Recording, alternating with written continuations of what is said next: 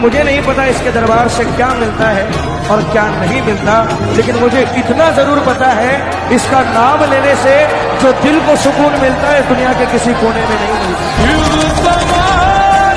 मुझ में